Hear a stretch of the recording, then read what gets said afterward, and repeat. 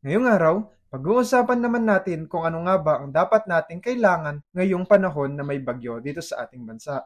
Ano ba ang mga dapat nating gawin upang malesen natin ang mortality ng ating mga alagang kambing ngayong panahon na may bagyo dito sa Pilipinas? Bago yan, ako nga pala si EJ, isang international tambay na may pangarap. Kaya tara, samahan niyo ako. At dahil malakas na naman ang ulan at meron na naman bagyo sa ating bansa, make sure na nakalagay sa safety ang ating mga alagang kambing. Make sure din na meron silang matitirahan at masisilungan ngayong panahon ng bagyo. Siguraduhin din na hindi sila lalamigin sa kanilang kulungan sa panahon ng ulan. Dapat ay nakabalot ng tarapal ang kanilang housing upang hindi sila mabasa at ginawin sa malakas na ulan. Kailangan din na dapat meron silang sapat na pagkain na makakain habang hindi pa sila makalabas sa kanilang pastulan at ranging area. Pagsakati ang mga ito at mag-imbak na kayo ng mga forage at other legumes para sa kanila.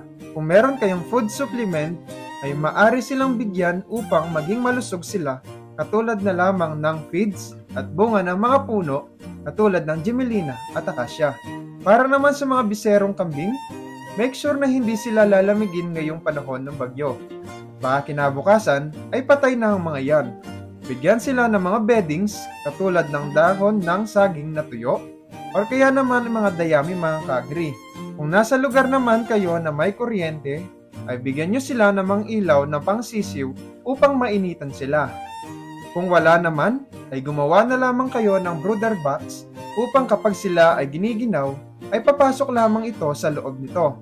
Make sure din na palagi silang nakakasuso upang maging malakas sila, matibay sa anumang darating na bagyo. Siguraduhin din iligtas sa posibleng baha ang mga hayop at siguraduhin din na hindi masisira ang kanilang housing kapag naglandfall sa inyo ang bagyo. Kung meron pa po kayong nais dagdag sa aking mga nabanggit para hindi malagasan ang ating mga alaga, ay i-comment na lang po sa comment section natin.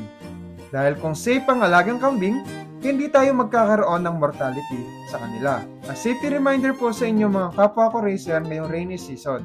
At yun lamang ang paalala ni EJ, na isang international tambay na may pangarap, na laging nagsasabi, keep safe everyone and pray for the typhoon.